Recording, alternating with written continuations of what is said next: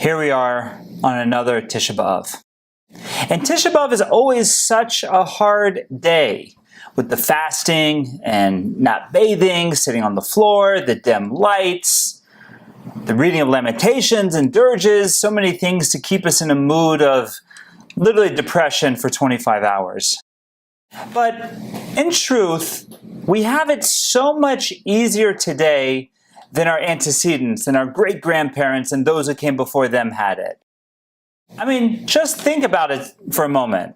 We have so many creature comforts. The average life expectancy today is over 75 years old. We have air conditioning, we have modern healthcare, we have food, we have so many things that come so easily to us that we just take for granted every single day.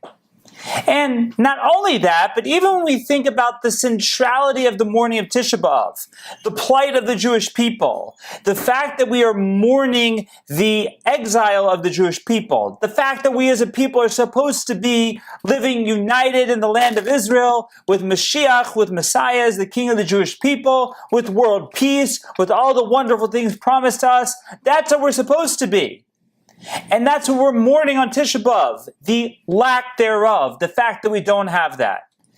But if we start to think about our situation, in many ways, we can almost taste the Messianic era. I mean, just think about it. Today, the majority of the world Jewish population is living in the land of Israel. That's something that no one could say for 2,500 years, since the destruction of the first temple. For the whole Second Commonwealth, the majority of the Jews didn't live there.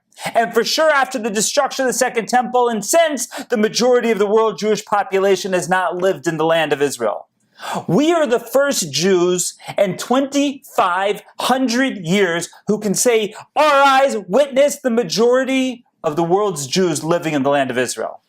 And for those of us who don't have the blessing of living within the land of Israel, for less than $1,500, we can jump on an airplane and visit the land of Israel.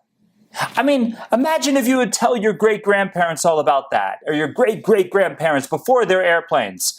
Going to Israel? We used to have to take a boat, we had to walk through the desert, whatever it was. It took us forever, and many of us in our lifetime would never be able to visit the land of Israel. Forget about it. You couldn't get from Lithuania to Israel so easily. Yet we can just jump on a plane and do it. So in many ways, we are so close to the game. We're so close to what we want. And we think about those previous generations and how difficult their life was. How nowadays we get shaken up by the death of one family member, and rightfully so, and I'm not minimizing it. But think about how families used to live in situations where the majority of their children often didn't make it to adulthood. Imagine living in a time period where there was no such thing as cancer because people didn't live long enough to get cancer. Average life expectancy was 50 years, and people would always die before that. Imagine the situation. Yet, almost no matter what time period in Jewish history you look at, it was much harder for them than it was for us. I mean, think about it. Since the destruction of the first temple, it's just been one thing after another. During the entirety of the Second Commonwealth, there was one war after another, both civil and interstate wars. The whole Second Commonwealth was plagued with it. And then, if that wasn't enough, then the Romans came in and destroyed the Second Temple and massacred hundreds of thousands of Jews. And if that wasn't enough, then we have the persecution at the hand of the Byzantine Christians. And if that wasn't enough, we have the persecution of by the hands of the early Muslims. And then the Crusaders. And then the Spanish. And then the Cossacks. And then the Russian pogroms. Every generation you can look at, and there was something that was there to challenge the existence of the Jewish people. And of course, we then had the Nazis, which tried their best to annihilate the Jewish people, wiping out 1/3 of the world Jewish population, 6 million Jews, in the matter of 6 years. So we have it so good. For generations, Tisha B'Av was so difficult. For us, to a certain extent, it should be easy. Yes, we mourn all these tragedies. Yes, we cry about these things. But in many ways, we're so close to where we want to get to. We're so close to us. For us, it's not a distant dream. For us, it's almost so close we can taste it. Now the question is, how did all those generations do Tisha B'Av? How did they survive? How did they sit down on the days of Tisha B'Av to mourn the plight of the Jewish people when they were still literally living in the thick of the difficulties of the Jewish people? To answer this, let's look into the anomaly of Tisha B'Av. Tisha B'Av is a dark and mournful day. We fast, we don't wash, we sit on the floor, we say lamentations and dirges, we dim the lights. Yet, there's several things that just don't fit into the day. For example, at night, we read the book of Eicha, the chilling Megillah of Eicha. And the last verse in that very dark representation of the destruction of the temple, we say the words, Hashivenu Hashem Elecha, V'nashuva, Chadesh Yemenu Kekedem, which means bring us back, Hashem, to you, and we shall return, renew our days as of old. Then in the morning, when we're saying the Kinos dirges, we have a Kina known as B'tzeisi Mimitzrayim, where the Payton compares and contrasts the glory at the time of the Exodus from Egypt to the disgrace at the time of the destruction of Israel. And that poem concludes by saying, joy and gladness and the fleeing of sadness and sigh when I return to Jerusalem, speaking of the ultimate redemption of the Jewish people. And at midday on Tisha B'Av, with roughly 8 hours to go of the fast, the morning practices are slightly lifted. We no longer sit on the floor. We no longer dim the lights. And then when we say the Mincha service, the afternoon service, we say the Nachem prayer, where we beseech the Almighty to comfort the Jewish people and to rebuild the fallen Jerusalem. Now, these practices don't seem to fit in with the theme of the day. The theme of the day is the tragedy of Jewish history. The theme of the day is the fact that we are in exile as a people, and because we are a people in exile, we have suffered so much torment. We have suffered so many tragedies. That's the theme of the day. So how do these customs even fit in? In truth, they fit in perfectly, because built into Tisha B'Av is the hope of the Jewish people. Built into our mourning the destruction and loss of the Jewish people is the anticipation that one day things will be so much better. Let me share with you an idea just to bring out this point. Chesky Schoening was a young boy who lived in Oak Park, Michigan. In 1997, at the age of 13, he was diagnosed with leukemia.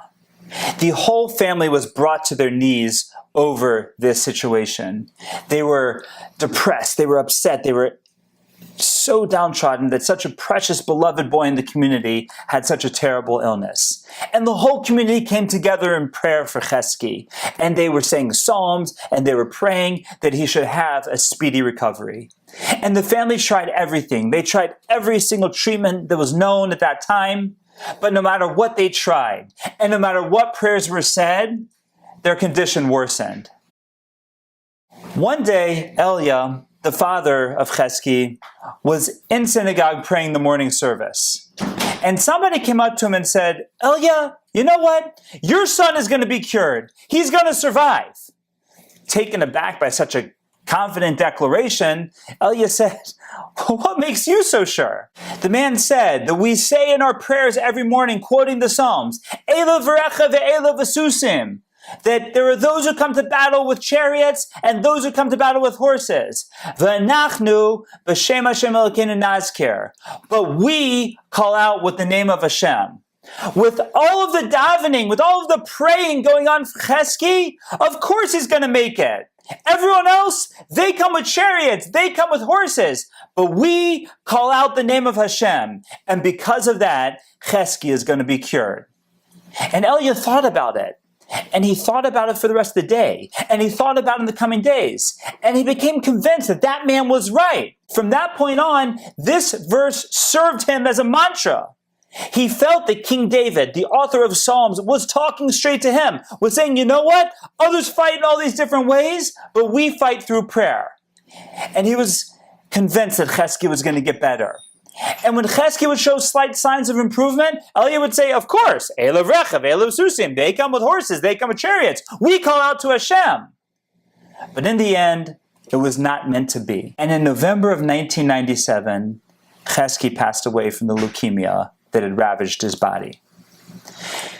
After the Shiva, Elia, Chesky's father, was very disturbed. He was disturbed by that verse, the verse that had given him so much hope. What had he missed? And every day when he would say that verse in his prayers, he was haunted for months to come. He would say it and just not understand. Then, one day, when he was praying the morning service, it struck him. King David was not describing a battle plan. He was speaking about the aftermath. Others play Monday morning quarterback. They question, if I had done this, if we had gone there, if we had done something else, then we would have won the battle. But that's not the Jewish way. We understand that if the battle was lost, there must be a reason behind it. We just don't understand the reason. It doesn't make sense to us, but that doesn't mean that there's not a reason. We call out the name of Hashem and say that He is behind everything, that there is a reason to everything. There's a reason that He did this. And we hope and pray that one day we'll understand the reason. And the psalm continues, Hema karu v'nafalu. They slump and fall despondent from their loss. But not the Jewish people. Anachnu kamnu v'nisodad. But we rise and are invigorated because we know there's a reason. And we know that the suffering is not for naught. And we know there's a purpose to it. So built into the suffering, built into the tragedies of Jewish history, we understand that it is there to bring us to our ultimate goal. It's there to get us where we as the Jewish people are trying to get. You know, Tisha B'Av is a terrible day where we mourn the Jewish story with all its trials and tribulations. At the same time, the hope is implanted. Hope to remind us that it is all for a purpose. Hope that even though we often don't understand the reason, a reason is there. And this idea is built into the Rambam's 13 Principles of Faith, where he lays out the 13 principles of what it means to be a Jew. And principle number 12, he tells us that a Jew is to believe that there will be a Messianic era, and we have to believe and confirm that He will come, and we should not think that He is late, because if He tarries, we wait for Him. In other words, Maimonides doesn't say that we have to believe there's a Messianic era. We have to believe there's a Messianic era, and we should not say that He's taken too long. And if it does take too long, we should continue to wait, to build the hope into the waiting, because that is the Jewish approach to these themes, and that is the Jewish approach to this time. On one of the darkest October days in Auschwitz, the Nazis pulled out prisoner Sherebnik, who was a talented violinist, and they brought him into the public square of the camp.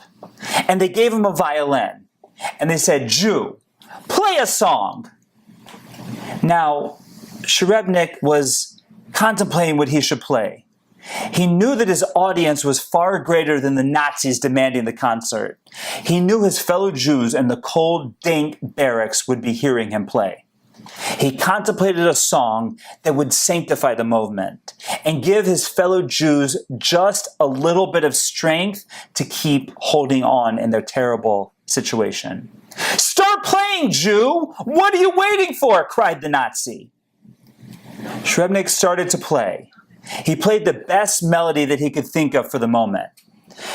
The Nazis were captivated by the song and mesmerized by each beautiful note that he played.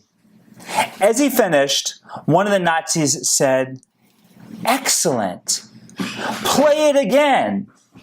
Clearly taken aback, the Nazi barked, "You heard me! Play it again!" After he went through the tune a second time, the Nazi said, "I've never heard anything like this. It's like it's from another world."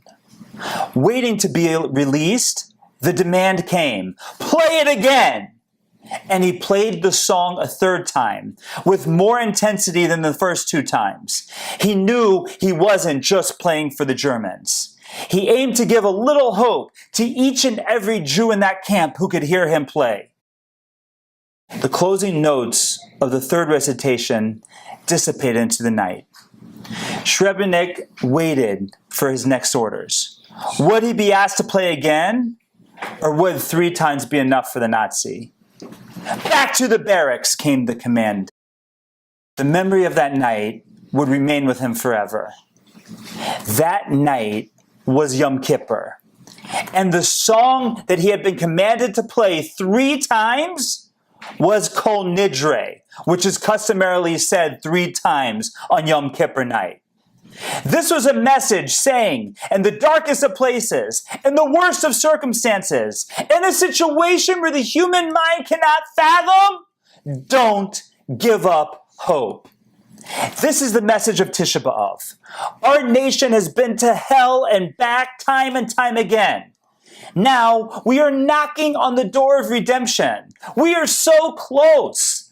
Let us hope and pray that just as the Crusades eventually ended, and just as the Spanish brutality eventually ended, and just as the Cossack massacres eventually ended, and yes, just as the Holocaust eventually ended, so too it will all come to an end. And this time next year, we will be dancing in the rebuilt city of Jerusalem with the country of Israel as it is supposed to be, with the Jewish people as we are supposed to be, and Tisha B'Av will become the greatest of holidays. And I can't wait for that to happen.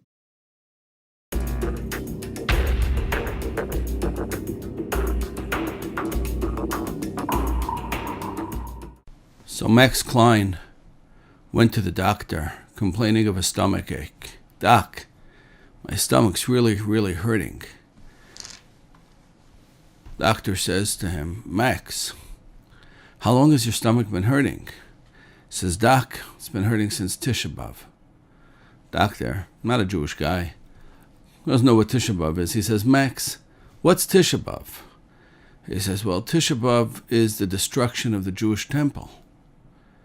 He says, Max, if your stomach's been hurting you that long, there's nothing I can do for you. I can't help you.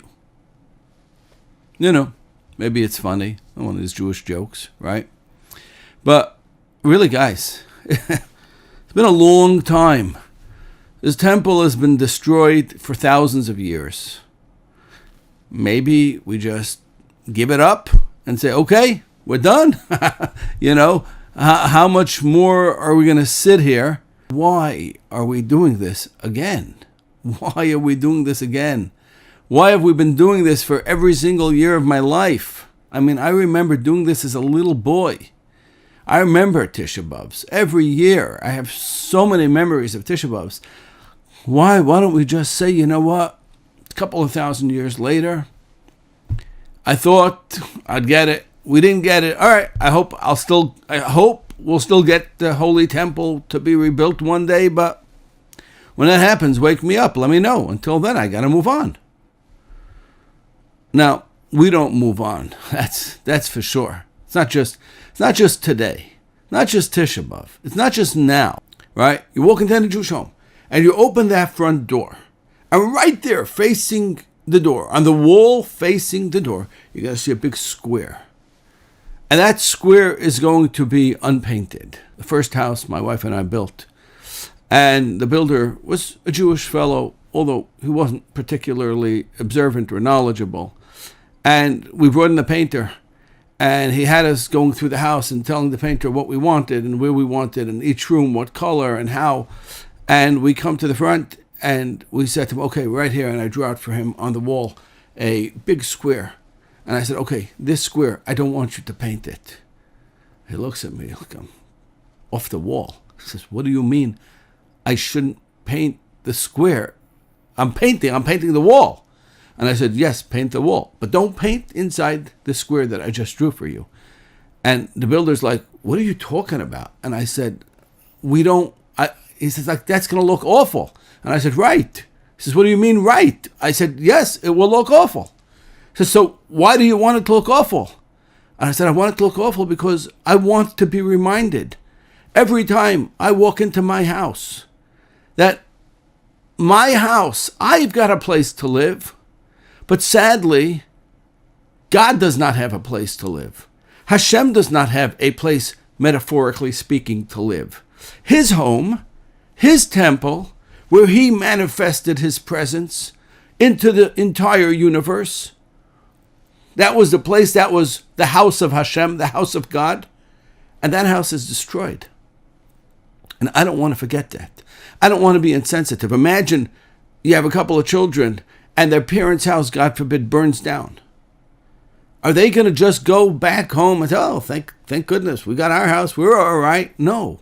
They're going to make sure that they don't forget that their parents' house is burnt down and they got to find a suitable place for their parents to live. They're going to rebuild his house and rebuild those parents' house. So we got to do the same thing. We need a constant daily reminder every single day. My house can't be finished because his house isn't finished. Just a cute postscript to the story. He absolutely could not abide by what I was telling him. He was so troubled as a painter and as a builder. Like, how do you do this? He says to me, you don't understand. This is like, it's terrible. People will walk in and they'll think you're out of your mind. And I said, that's okay. That's all right. He said, but you're a rabbi and you got to make a good impression. I said, that's all right. I'll make a good impression even with this wall. If somebody doesn't like me, my painted wall isn't going to make a difference. If he likes me, my unpainted wall won't, it'll be fine. A very interesting thing. When we were done and now we had to, on our own, bring in somebody to carpet the house.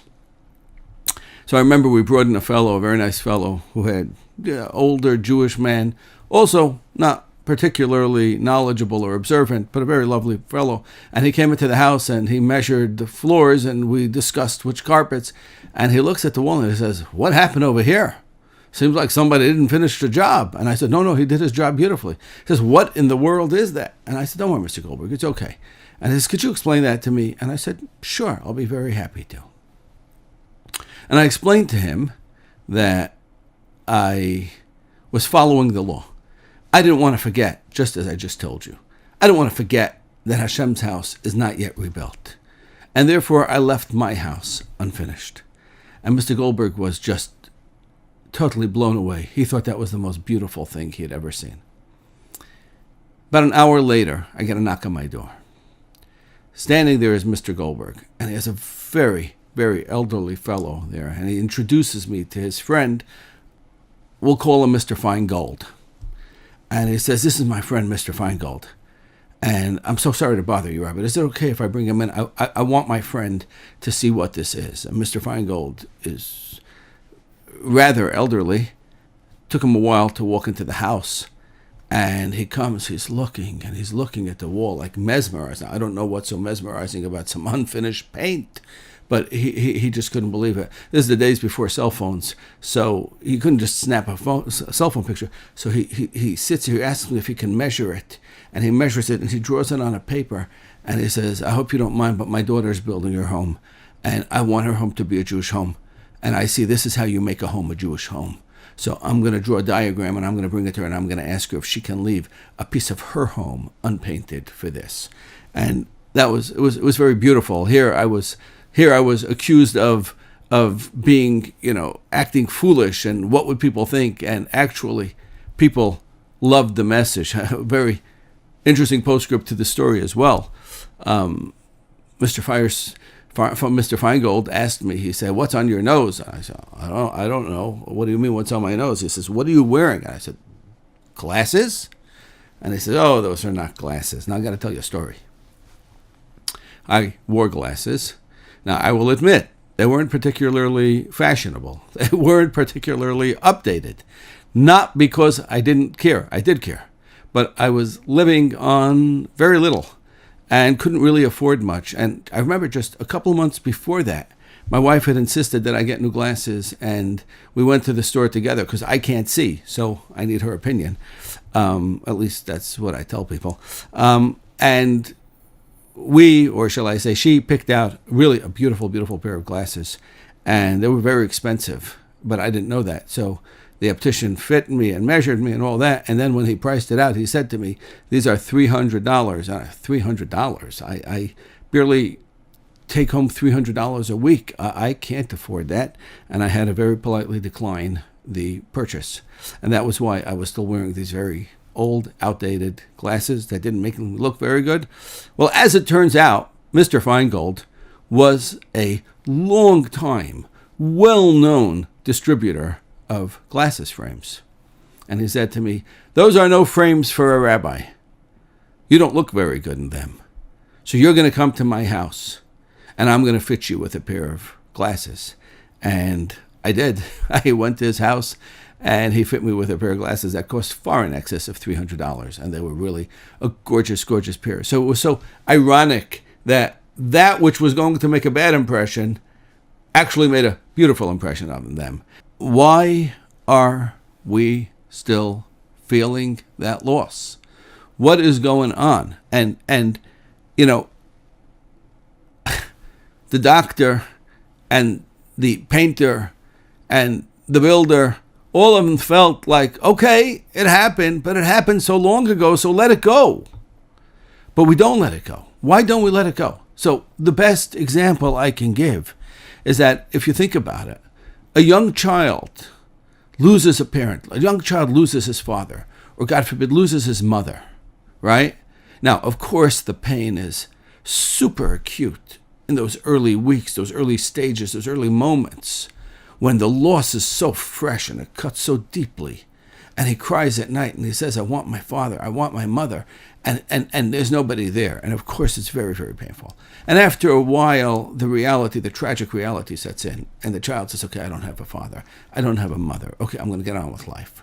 But just because he got on with life doesn't mean he's no longer an orphan. Just because he got on with life doesn't mean he doesn't still very acutely feel that loss and feel that pain and feel like something's missing in my life. I don't have a father, I don't have a mother. He turns 30 and he still feels it. And he turns 40 and he feels it differently, in different moments, in different ways, but he feels it. And he marries off his first child. And he says, "I wish my mother was here to see this. I wish my mother was here to help me through the challenges." And then when he marries off his first grandchild, he still sheds a tear and says, "I wish my parent was here." You never stop missing the loss. The loss is still felt because the loss is still impacting you.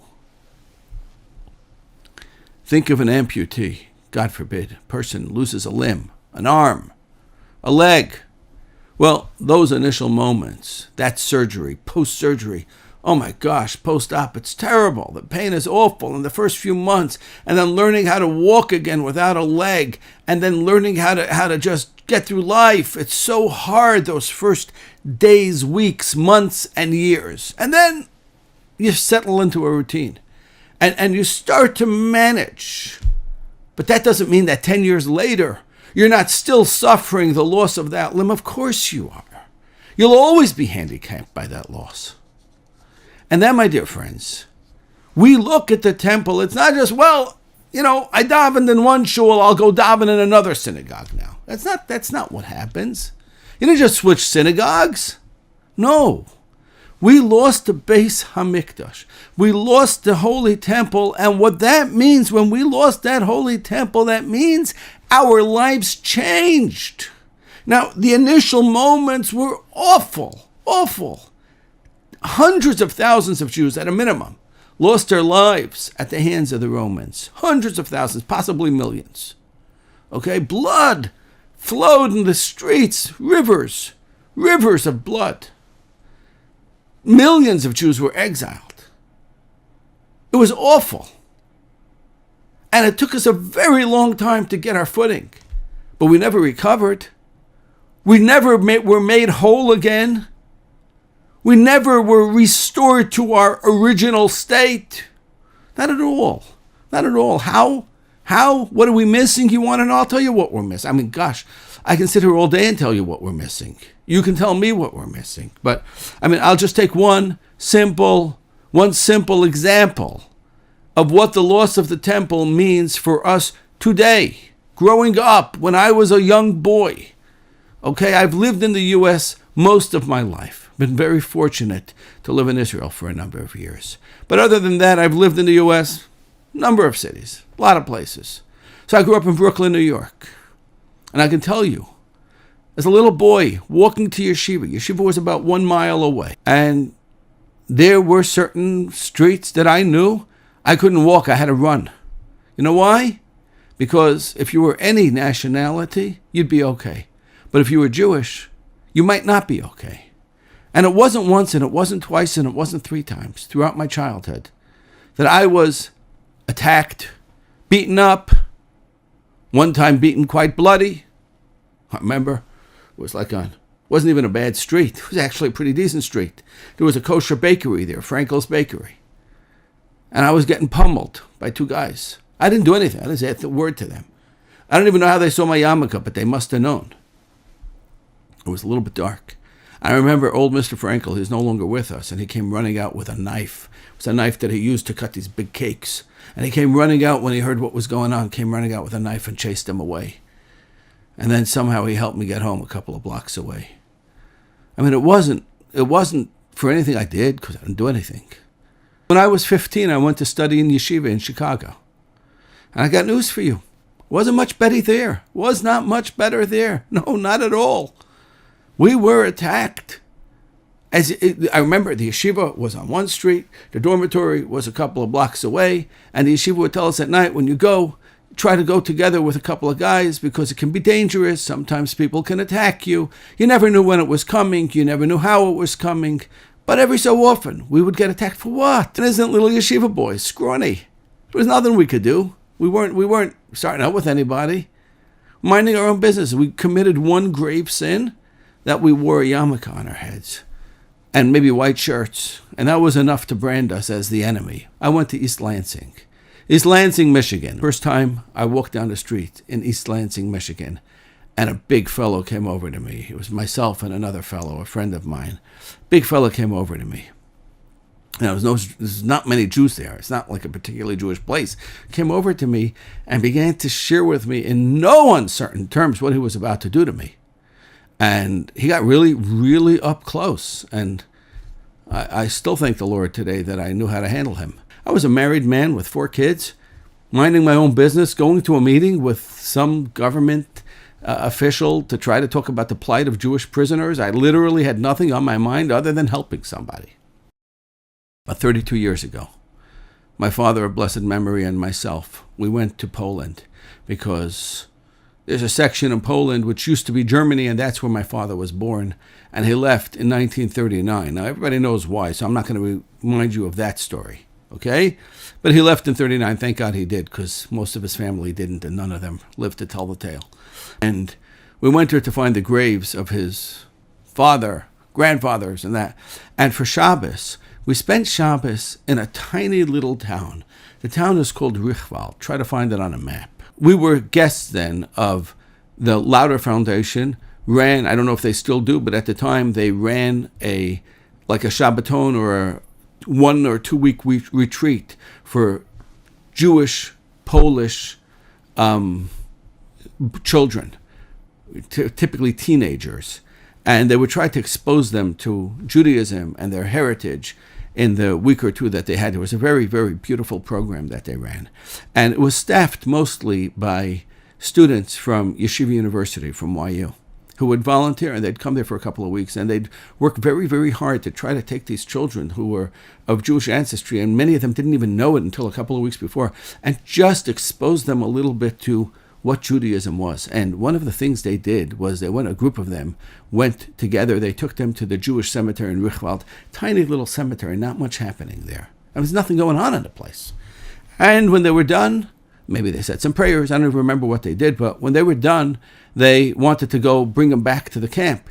And somehow, for whatever reason, I don't know how or why, how it worked out that way, but there was not enough room in the vehicles for everybody to come back. So they left one guy, and the cemetery is literally a 5 to 10 minute drive from the camp. So all that had to happen was get into the car or the cars and drive back to the camp. And we'll come back and pick whoever's left over. There was one guy who was left over. His name was Aaron. In the 10 minutes it took to go from the cemetery to the camp and then back from the camp to the cemetery.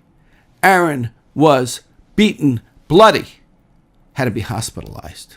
He had to be hospitalized for what sin? What did he do wrong?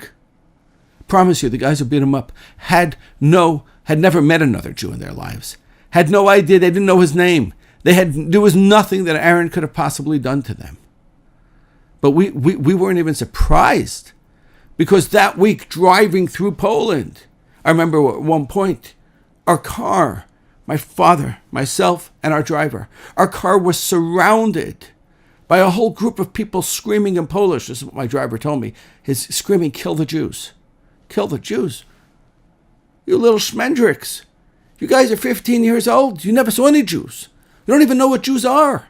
You don't know if we grow in the sun or the shade. You don't know anything about us. Why kill the Jews? What did I do wrong? What did I do to you?" Right? And that, my friends, is my point. I don't know why this is happening. I don't know exactly why. I don't know the mentality. I don't know what drives a person to hate a Jew. I don't know. But I know when it started. I know when it began. Right? How long has this been going on, Max? So I'll tell you how it's been going on since the destruction of the temple. A couple of thousand years it's been that way. A couple of thousand years, anybody who wanted felt free to hate, to despise, to attack a Jew. Why? Why are you attacking them? Why do you despise them? Because we don't like them. We don't like what they stand for. Whatever reason they'll give, it's irrelevant. Because I want to tell you a little secret. It wasn't always this way. This same hatred and lack of acceptance that is exhibited toward Jews all over the world today. Now, I understand that there are places where this is better, and I'm not denying that. And I certainly give credit to those who are open-minded and accepting and tolerant enough and do show us much grace. And if ever there's been a good place in the world for the Jews, it's been the United States. And we owe the United States a debt of great gratitude. Nobody's denying that. But this is a problem, a systemic problem that's gone back well beyond the United States, and not just in our times, and not just in the 50 or 100 years ago, and not just 200, 300, 400 years ago. This has gone on forever, but not really forever. It's gone on since Tisha B'Av. Since the temple has been destroyed, that's when it started. Because previously that was not the case. Previously, the Jews were actually looked up to. They were highly respected. They were beloved. People looked at the temple and said, "Wow, what a place of glory, what a place of greatness." The temple is called in the Talmud, and in the verse, it's called Oro Shalom, Yerushalayim, Jerusalem. And the temple was Oro Shalom. It was the light of the world that radiated a strong beacon of light, of morality, of moral clarity. You didn't have to wonder and ask yourself, is this right? Is this wrong? How do we do this? The temple served as the broadcaster to the entire world. It wasn't just the Jews. It wasn't only the Jews. They have found in Israel, they have found actual artifacts that prove that there were many, many non-Jewish visitors to the temple all the time that took place. They all wanted to come and see it. They all wanted to come and sample from the experience, because the experience was one that was so incredibly impressive and impactful. In the days of the first temple, everybody wanted in. They wanted to marry into the royal family. King Solomon, Shlomo HaMelech, took wives from many nations because they all wanted to have a piece of the greatness that was the Jewish temple. And wherever Jews went, people looked up to them and said, "Wow, what a people, what a nation, what an incredible bunch." It was because the temple made us much better people. Much, much, much better people. The temple was the center point. It was the focal point of our lives. It dominated our thoughts. It dominated our actions. You have to remember, today, if I take an oath and I swear falsely, so at best, if I'm sensitive to it, I say, "Oh, I'm so sorry, I shouldn't have done that."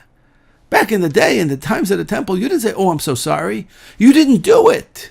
when you would speak negatively about another person. You said Lashon Hara, you said, hey, you know what, Joe is a bum, Joe is a thief, he's a scoundrel, he's a good for nothing, he's a no-goodnik, and you would do that, and if you did that and you didn't catch yourself, eventually you'd be afflicted.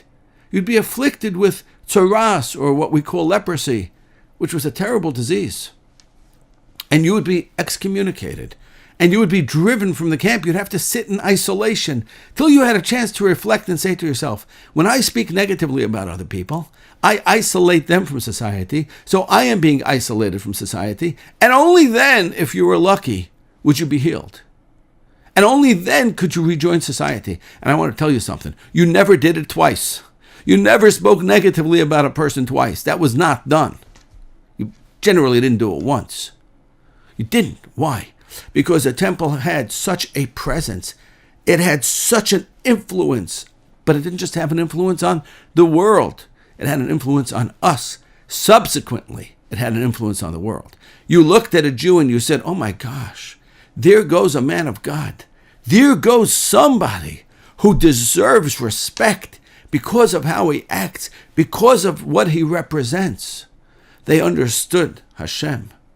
Remember, this is hundreds of years before Christianity and many hundreds of years before Islam. So you had pagans and you had Jews who were monotheists. And they were an incredibly impressive bunch. And people, nations of the world, look to us for moral clarity. So, with the temple being destroyed, that's gone. Gone! So, when we talk about, we once had a temple, and we once had this great place, and it was destroyed, that's not a story about your Bubby's latkes.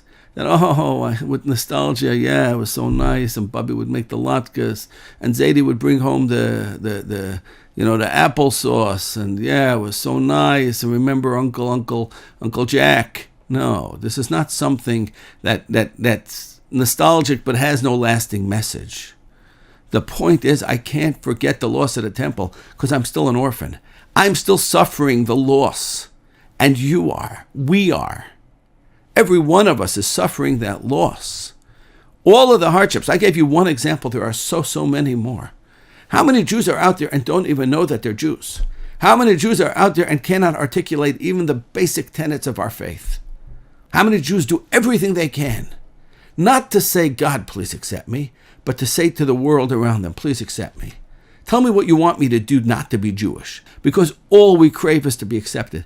But the problem is we're looking in the wrong direction, because we'll never get acceptance by looking outward. The only acceptance we really want is the acceptance by Hashem. Because if he would accept us back, if he would say, my children, I drove you out. I kicked you out of my house. I didn't just kick you out of my house. I knocked my house down because I was trying to send you a message that when it was, in those final years of the Second Temple, you guys were disgraceful in your behavior. You guys were really, really off. And no matter how many times I warned you, and you were warned and warned and warned so many times, and so many hints and so many messages were sent, and you just ignored them over and over again. You ignored them. And finally, I realized I'm not just going to kick you out. I'm going to kick you out and I'm going to knock it down. So you'll know you have no home to return to. You want another home, you're going to rebuild it yourself with your own hands.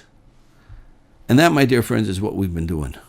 And that, my dear friends, is what we continue to do. So every time a Jew does a mitzvah, and a mitzvah is not a good deed, my dear friends. Good deeds oftentimes happen to be mitzvahs, but that's not what the word mitzvah means. A mitzvah is every time we observe one of the Torah's commandments, and there's a whole lot of them. There's 613. Doesn't mean we can do them all, and doesn't mean that every person can do all of them, because if you're not a Kohen, or if you're not a Levi, or if you're not a woman, or if you're not a man, there's not everything that you can do. But there's a whole lot that every last one of us can do. Every single person can do a mitzvah. Every time you're prompted by this urge, you want to say something negative about somebody. And instead of letting loose, you clam up and you say nothing. Or you say something nice. Every time somebody comes over to you and says, brother, can you spare a dime? Can you give some tzedakah? Can you help me? Can you give me, can you help me in some way? And instead of climbing up, you say, sure, I'd love to. And you reach in your pocket and you give generously. Every time you pick up your hand to your eyes and you say, Shema Yisrael, Hashem Elokeinu, Hashem Echad. And if you're a man and you're over by mitzvah, every time you wrap tefillin around your arm and your head, and you say, Hashem, you are one. And it is to you that I am loyal, and it is to you that I am going to be dedicated. Every time we control ourselves and do the right thing, we build another brick. We add another brick to this temple, to the third Beis HaMikdash that's being built. Every single time we're adding another brick. Like I say, come on! I'm building bricks for thousands of years.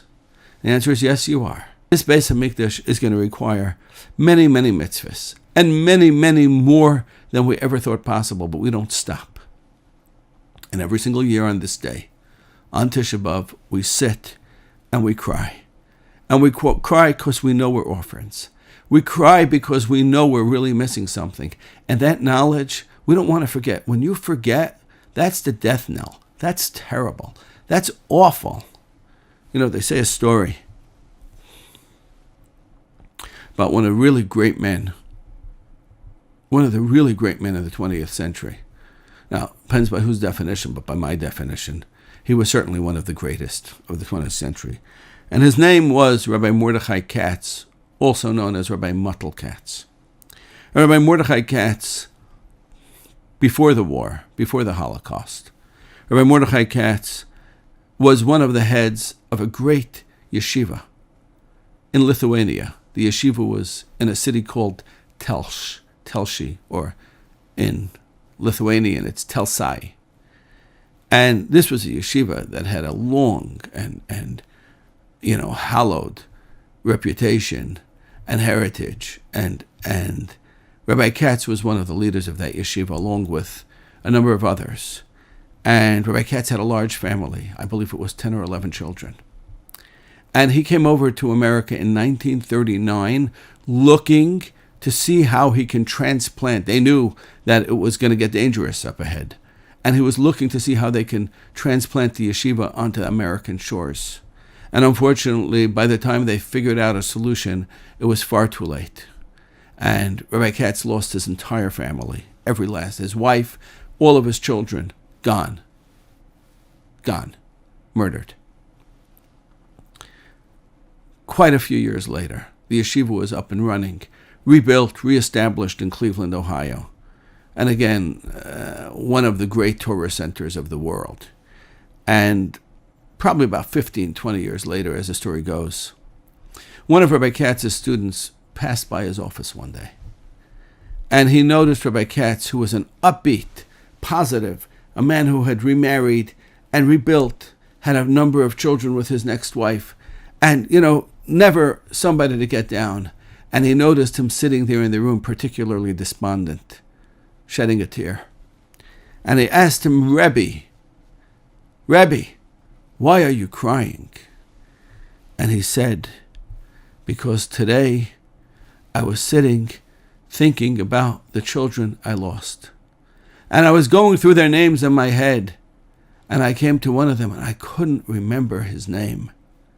And if I can't remember his name, that means he's really lost.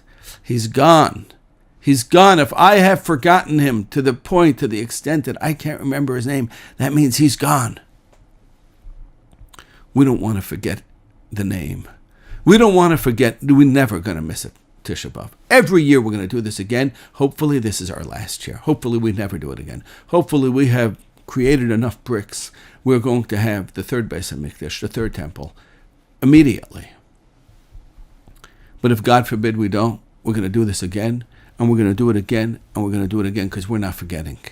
We will not forget, because if we don't forget our loss, we will be compelled to restore it, and we will be compelled to be better people, compelled to be better Jews, compelled to be the type of people that we were before we were kicked out of our home and before our home was knocked down.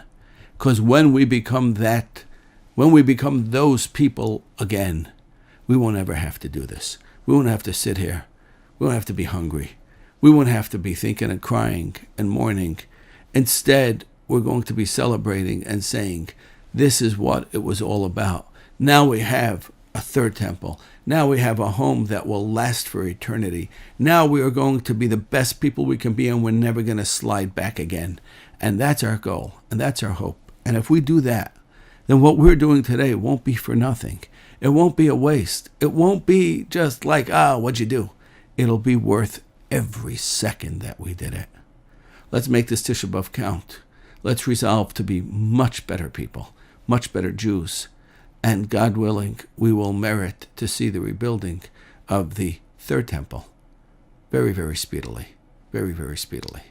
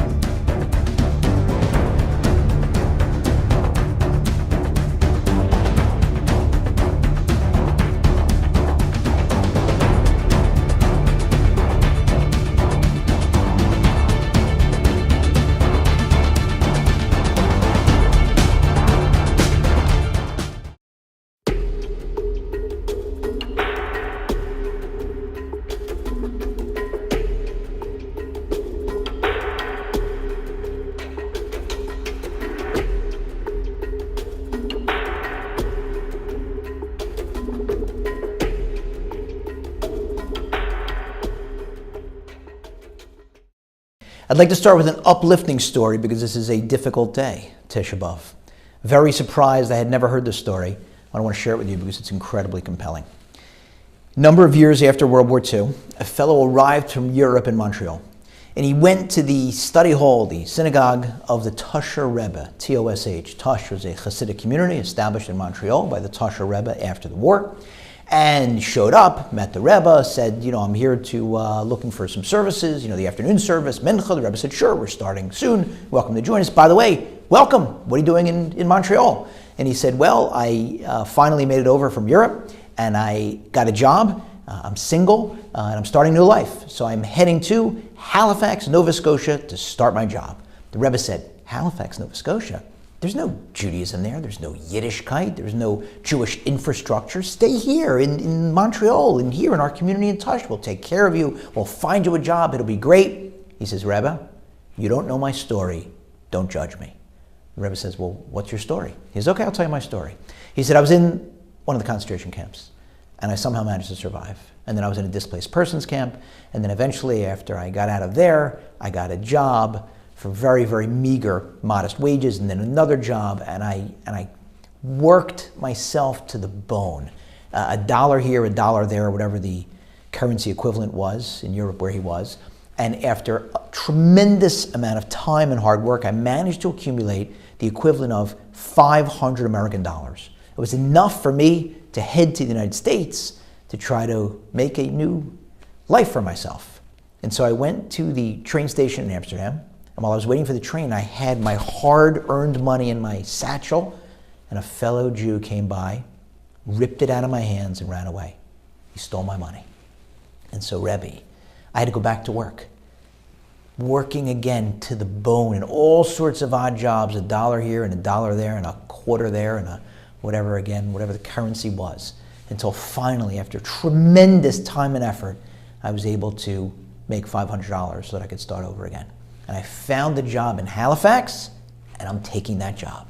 And the Rebbe said to him, you're right, I can't judge. I want to wish you the best of luck, hatzlacha, in your new job, in your new life. Okay, but please join us for prayers. And so he stuck around for the prayers, which started soon thereafter. After the prayers, he notices that the guy praying right next to him is staring at him and staring at him and staring at him very uncomfortably. And so when the prayers end, he says to the fellow next to him, "Excuse me, do I know you?" And the fellow says, I don't know. I just can't place you. You look very familiar. Where are you from?" And he tells him where he's from in Europe. He says, "Oh, no, I'm also from Europe, but from a different city." He says, "Well, were you in the camps?" He says, "Yes, I was in one of the concentration camps." So was I. "Where were you?" He was in this one. He was in a different one. He says, "Well, where did you go to school?" He tells him which school, different school. They did not know each other. Named some names, nothing in common, no relatives, no friends, nothing. All of a sudden, the other fellow looks at him, the visitor, and he says, "1 second. Were you ever at the train station in Amsterdam?" The visitor says, "Yes." He says, "Were you holding a satchel that had money in it?" He says, "Yes." He says, "I don't know how to tell you this. I was the person that stole your satchel with your money in it. And I don't know if you'll ever be able to forgive me, but you have to let me make amends. Stay right here, I'll be right back." And he runs, he leaves the synagogue, comes back shortly thereafter, and he hands the visitor an envelope, and it's got the equivalent of 1,500, or maybe actually 1,500 American dollars, 3 times the amount that he'd stolen. And so the visitor says to him, "Thank you so much." Don't know whether he forgave him, but he's obviously very thankful. And he goes straight over to the Rebbe. And he says, "Rebbe, you're not going to believe what just happened." What just happened? He says, "Remember I told you the story? I was in Amsterdam, the train station, and a fellow Jew stole my satchel, stole the $500. Guess what? That fellow's here. He's in your community. He just recognized me. And he admitted it, and he apologized, and he gave me $1,500. To me, this is obviously a sign from God. I'm staying here. I'm taking you up on your invitation. I'm staying here in Tush. I'm going to go send a cable to Halifax and tell them that I'm not accepting the job, so please find me a job here. I'm staying." And he stayed, and he ended up getting married. And he had kids, and he had grandkids, built a home, generations, till finally, in his later years, he decided he was going to move to New York. Maybe he had family members who had moved there, so he's moving to the United States. And before he leaves, he gets a knock on the door. And he answers the door, and who is it? None other than the thief. So he says to him, maybe half mockingly, "What are you coming to steal this time?" He says, "Oh, look, I get that. I deserve that." He says, "I just want to tell you something before you leave." "Yeah." He says, "You remember the day you got here?" "I sure do." He says, "You remember when I came to you and I stared at you and we started a conversation and I figured out you were the person in Amsterdam from whom I had stolen the money?" "Yeah." "And then I went back home and I gave you 3 times the money?" "Yes." He says, "I just want to tell you a little extra about that story." He said, "That day I arrived at services for the afternoon service a little bit early, and the Rebbe called me over. And he said to me, 'You see that fellow over there, the visitor?' He says, 'I want you to go stand next to him during prayers. And at the end of prayers, stare at him, get him involved in a conversation, tell him that you were the person that stole his satchel with the money in it in a train station in Amsterdam, apologize, and then give him this envelope.' And the Rebbe gave me the envelope that I gave to you. So you should just know, it was all the Rebbe. I didn't know you. I never met you. I never stole anything from you. I was never in the train station in Amsterdam. It was all the Tusha Rebbe." Now that is a breathtakingly incredible story. Where do you even begin teasing the lessons out of it? Look at the genius of the Tusha Rebbe. That quickly he was able to put together some ruse in order to convince the guy to stay in Tush where he'd have some Judaism rather than going to Halifax where he wouldn't, and then enlist the aid of one of his Hasidim. Obviously he picked the right person to be able to pull it off with a straight face and pretend to be the thief. And this guy went along with it, pretending to be the thief. The other fellow didn't know and interpreted it as a sign from God and stayed and had generations, kids, grandkids, and the Rebbe was taking a risk. Maybe the guy would say, "Yeah, it's a sign from God that I'm supposed to go to Halifax with an extra $1,500 in my pocket." Incredible. Here's another story. And this story is not heartwarming. This one's a difficult one. More in line with Tisha B'Av. Now, the first story I heard from a reliable source, but I can't personally confirm it. This second story I heard from a friend because it happened to his family member, so I can personally confirm these details. A friend of mine's grandfather was in Hungary, living there before World War II. And he was married, and he had a son. And he was able, during the war, to procure an exit visa. Not easy. He got 3 exit visas, one for himself, one for his wife, and one for his son. And he buried them so that when the time would come, he'd be able to leave. Didn't feel that it was necessary to leave right then, but he was able to leave. He had his escape hatch. He confided in his best friend, told his best friend, maybe you should try to get visas. I got them and I buried them in a certain spot. He told him where he buried them. It's his best friend. And then things heated up. And he went to his wife and he said, I know how tough it's going to be for us to leave our families, but I only have 3 exit visas. We must leave, you and me and our son. And she agreed. Very difficult, but she agreed. And so he went to the spot where he had buried the visas, and they were gone. Now, only one other person in the world knew where they were buried, his best friend. So he knew right away who had taken them. No exit visas. Couldn't get out. So he and his wife and his son were all deported to the concentration camps. His wife was killed. His son was killed. He somehow survived. And he made it out, displaced persons camp, met another woman, married her, and they had a son. And then they moved to North America. And many years went by. Their son had children, including my friend. And so years later, my friend's grandfather was at a visiting day for my friend's sister at his sister's camp. And he's walking with my friend's father. So it's father and grandfather, father and son walking together. And they're going down a path during the visiting day, and they pass another elderly person, another grandfather, presumably visiting the camp. And the grandfather and the other fellow stop. And there is a recognition between them. They recognize each other. And they each nod at each other, and then they keep walking. And so the son, my friend's father, says to his father, my friend's grandfather, Dad, who was that? I thought I knew all your friends. He says, son, I'm going to tell you a story that I never told you before. And he proceeds to tell him the story how his best friend stole the exit visas for him and his wife and his son, and about how as a result, his original wife, his first wife, and his first son were killed. And he said, the fellow I just passed, that was my best friend. Never knew that he had made it out. I assumed that he hadn't seen him since then. So his son, my friend's father, said to him, Dad, how did you not just deck him? How did you not just throttle him? And he said to his son, there were desperate times and people did desperate things. We can't judge. Also, an incredible story. Look at what someone else did to his friend. It's not for us to judge, like he said, desperate times, but my goodness, stealing exit visas and wartime hungry. And then look at the fellow who was the victim, nodding and walking on instead of throwing a fist at him and understanding. We can't judge. It was desperate times. Lessons to be derived from that story as well. I want to make a suggestion. And I know it's going to be difficult to hear, and I know it's going to be provocative, and I'm not saying it in order to be provocative other than to provoke some thought and maybe some discussion. I want to suggest to you that both of those stories are actually identical, as different as they seem. They seem polar opposites. In one case, the Rebbe, look what he did for someone. And in the other case, the theft, how could he do that to someone? I want to suggest that they're the same story with the same lesson. God runs the world. In the first story, that fellow was supposed to get that $1,500. God wanted him to stay in Montreal, wanted him to stay in Tush. And if Tush Rebbe hadn't had that genius idea, God has all sorts of other ways of sending a message. Maybe he would have found $1,500 walking outside the shul. Maybe he would have found it in the train station on the way to Halifax. Any other number of ways. God wanted him to get that money to send him a message, which he took as God's message. The Tush Rebbe was God's messenger, but he was supposed to get that money. And the second story, as painful and as difficult as it is to say, and it's tough for me to even say the words, the first wife and the son of my friend's grandfather weren't supposed to make it. How do I know that?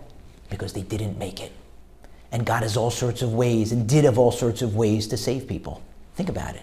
His grandfather, even without the exit visa, was able to make it out somehow against all odds. Miraculously, God saved him and could have saved his wife and his son, but didn't because it was their time. And the other fellow was supposed to get out. Now here's the rub. The other fellow would have gotten out even without stealing them. It wasn't that he was supposed to go and God said, oh, you stole somebody's visas, I'm going to save you. It's not how it works. But even with those visas, presumably, the first wife and the son wouldn't have made it out, because that's what was supposed to happen.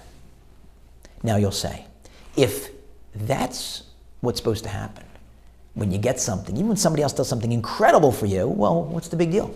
Do I even need to thank them? I was going to get it anyway. I was going to get that $1,500. You know what, Rebbe? Thanks. God would have gotten it to me anyway. And if somebody does something terrible to you, you're supposed to say, well, I guess I shouldn't be upset at all because that was supposed to happen. So yes and no. In the first instance, of course you have to thank the person that did it for you.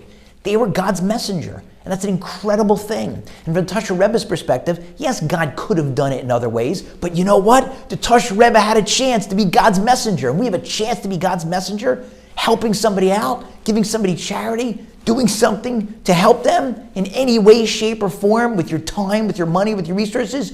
Do it. You get a massive pat on the back from God. And of course you deserve and have earned the thank you from the person that you helped. And the other one, even if the wife and son weren't supposed to make it, you shouldn't ever, ever be God's messenger for something like that. The Jews were supposed to go into slavery. The Egyptians had a wonderful defense. God, why are you getting upset at us? What's with these plagues? You had told Abraham that his children were going to be slaves. Yeah, but you didn't have to do it with such gusto. You didn't have to do it with such viciousness. You didn't have to kill people and beat them. You don't want to be God's messenger for bad things. And so from these stories we see that we have to constantly remind ourselves, whatever we get, we were supposed to get. Whatever we didn't get, we weren't supposed to get. And we forget that sometimes. We sometimes think that when we get something, it was because of our ingenuity and our hard work and our good fortune. And you can pat yourself on the back after putting in hard work, but remember, whatever happened, it came from God. He decreed it, and you were supposed to get it. And then, what's so difficult is when bad things happen, we point that finger. If not for that blankety blank, I would have fill in the blanks. That guy took that from me. That guy stole that from me. It may well be true. Somebody may have stolen something from you, and they are going to have to face judgment up in heaven. That's between them and God. And to the extent that you can get it back in a court, go get it back. But realize whatever happened was supposed to happen. Instead of spending our lives blaming others and assuming that if not for them, if not for him, if not for her, if not for that action, this wouldn't have happened, it's just not true. Coulda, woulda, shoulda. It's a different religion. It's not believing in God. You can be upset at somebody, and you may have to work that out. Certainly you do have to work that out if somebody wrongs you, but at the end of the day, realize what was supposed to happen. Somebody punched me in the face. It was outrageous, and I don't know if I'm going to be able to forgive them. I'm going to really try, especially before Yom Kippur. But whether I do or don't, I was supposed to get punched in the face. Whatever happens to us was supposed to happen. So what do we have to work on? I want to talk about two things to work on.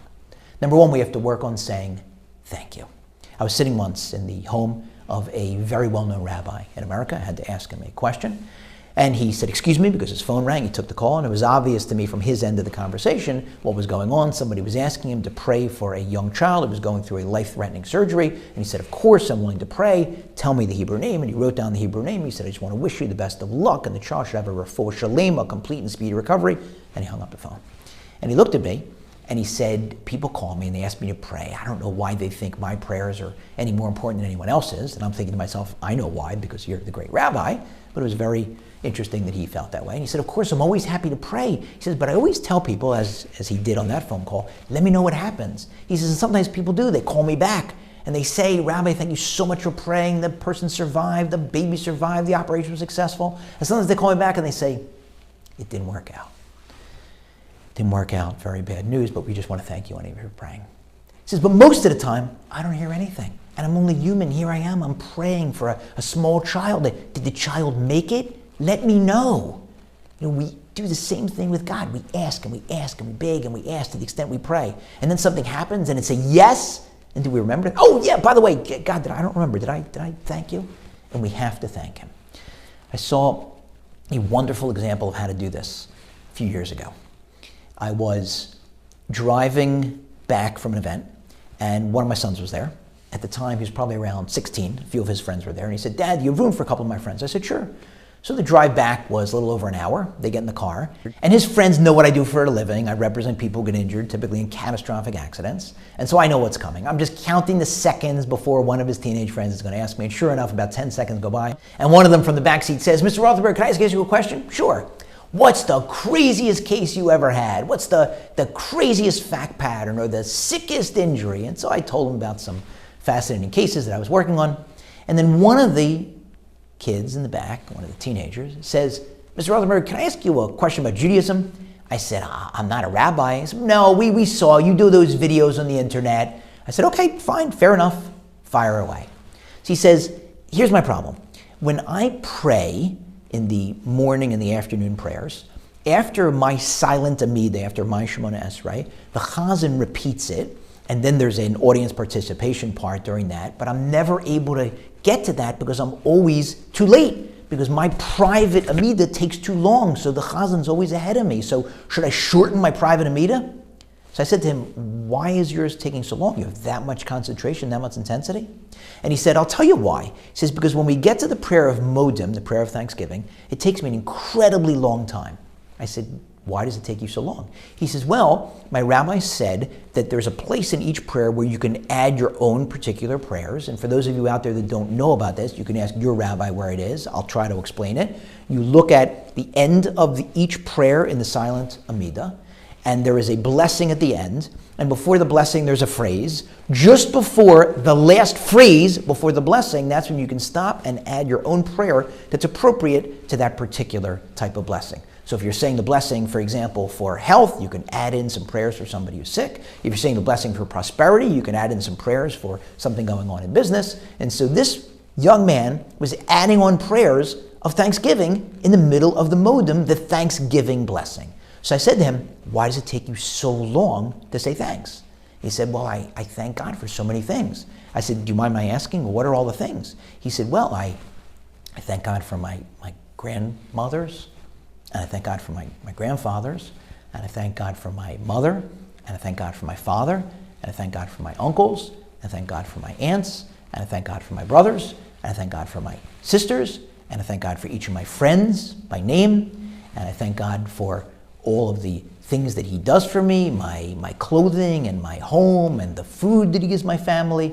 He's going on and on and on. He says, and it takes a really long time. So I gave him a suggestion with respect to what to do, not important with respect to what I told him. And I don't know that it's the right answer anyway, so I don't want to share it with you. It was just a suggestion. But the point is, here's a 16-year-old kid taking an unbelievably long time to pray each day, in the morning and in the afternoon and in the evening, 3 times a day, because he's taking the time to thank God for his mother and his father and his brothers and his sisters and his friends and his grandparents. I started adding that to my prayers. It was an unbelievable wake-up moment. Instead of just a quick, mindless, maybe somewhat mindful thank you, like a very specific thank you. Thanking God for all of the things that he does for us every single day. And here's something else. When something bad happens, as it always does, we have to remember where it came from. And when I say as it always does, I want to be clear. No one gets on I-95 in Maine and drives to Florida, straight down the East Coast, without hitting something. Traffic, getting pulled over by a cop, running low on gas and there's no gas station nearby, needing a bathroom and there isn't one nearby, running out of snacks, whatever it is, something's going to happen on a trip that long. And our lives, God willing, are long. And so no one coasts through them without ever having any setbacks. And sometimes the setbacks are incredibly brutal, horrifying, and sometimes the setbacks are annoying, but they're setbacks and they're upsetting. And we have to recognize they come from God. And there are 2 words that when I learn these, I don't want to exaggerate. They changed my life. And this is certainly a Tisha B'Av lesson. The 2 words are Chavivin, Yisurin. And it literally means how precious is suffering. Those are the 2 words you say when something bad happens. You say, God, Chavivin, Yisurin. What I'm going through now, which you decreed. I know you decreed, because it happened. So you obviously decreed it. Chavivin Yisurin. It's precious to me. Why? Because I recognize that it came from you. And I recognize that it could be worse. Maybe it was a wake-up call. Maybe it was a little love tap. I did something wrong. Maybe God was trying to get my attention. And if I don't stop and say, Chaviv and Yisurin, this was bad, this traffic, this was bad, this accident, this was bad, this financial setback. But I understand it came from God, and I recognize it, and God let it count. You got my full attention. You don't have to do anything worse. So I'll give you an example of this in practice. And obviously there are more dramatic examples, but I want to give you a mundane example so that you can use this in your regular daily life. I had a court appearance in upstate New York, and so I ate breakfast. There was no kosher food. The court appearance took far longer than I thought it would. I didn't bring enough snacks. Maybe I had an energy bar in my car. By the time I left, late afternoon, I am starving. And so I'm driving from upstate New York to Manhattan. Long drive, and you name it, it happened. Accident, traffic, another accident, more traffic, and it's getting later and later and later and later. I'm going to a charity event. And I know that at the charity event, there is a phenomenal smorgasbord. And I'm really looking forward to that smorgasbord. My mouth is watering. And Waze keeps changing. So my estimated time of arrival goes from 5:30 to 5:40 to 5:50 to 6 o'clock to 6:15 to 6:30. And I know that smorgasbord ended at 7 o'clock. And finally, I get there, and I pull into a parking lot a couple blocks away from where the event is, and I look at my watch, and it's 6:50, and I got just enough time to run to the event and get in there and wail on that, not wail, respectfully, modestly, wait in the line, and gently take some food, put it on my plate, and eat it as fast as I can after making a blessing. I got just enough time. And so I leave the car, and I get my ticket, and I hustle 2 blocks down. Of course, it's raining. And I get there, and there's security at the event, because the event is being held at the United Nations, of all places. And so I put my umbrella down, and I put my watch down, and I put my cell phone down, and I put my wallet down, and I put my car key down.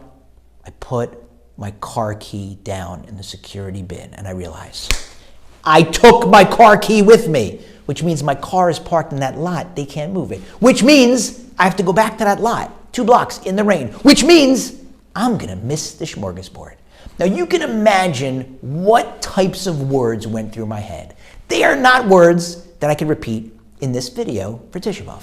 They're not words that I could say out loud ever. And they certainly went through my head, and I had to use tremendous restraint, biting both my cheeks, not to say them. All sorts of blankety blanks that I thought of. And instead, I stopped, and I reminded myself, you need to say 2 words. Chavivin Yisurin. God, this came from you, and it was a lesson, and I'm supposed to learn from it, and how precious is suffering, and you got my attention. You don't need to do anything worse. And so, let's remember that in both those stories, first story, Tisha Rebbe, incredible genius, figuring out how to get that guy the message, but the message was really from God. The Tisha Rebbe was God's messenger. And in the second case, horrifying, the stolen visa, tough to even say the words. I don't even want to say that he was God's messenger, but what happened was supposed to happen. And we have to remember that. And we have to pray and pray and pray and pray to God, who loves us and so often says yes, and so often says yes, and I'm going to give you even more. And even when it's a no, that was right. It was the right thing for us. He's our loving parent in heaven. And sometimes it's just way to have something even better in mind. And after praying, when it is a yes, or if it's an even bigger yes, thank God with the same enthusiasm with which we prayed. And when bad things happen, remember where it came from. And remember, it was supposed to happen. And may this be the last time that we ever have to fast on Tisha B'Av. Let's all remember, it's all from God. He runs the world. When bad things happen, we don't get explanations. He doesn't owe us any explanations. He can pay us with a credit card, not with cash. He can give us explanations when we get up to heaven. But it came from him, and he's got a plan, and it's all for the good. Thanks for listening. Shimon Kolyakov here from JewishAnytime, and hope everyone is doing amazing. Baruch Hashem, JewishAnytime is growing incredibly thanks to your incredible support. What most people don't realize in the world of technology, they see such a great product, they don't realize everything that goes on behind the scenes. They don't realize that there are so many software developers working round the clock to make sure everything is working properly, to make sure there's more features, more enhancements, more upgrades. In addition to that, something else that many people just don't know because you just don't think about it is that there's nothing that's free in the world. We have a certain amount of people on Torah Anytime at the same time, the reason it doesn't crash is because we're paying a certain amount of money every single month to allow that many people on the website, so we could spread Torah, give people an opportunity to participate in the largest distribution of Torah since creation. Thank you very much, and all the very best.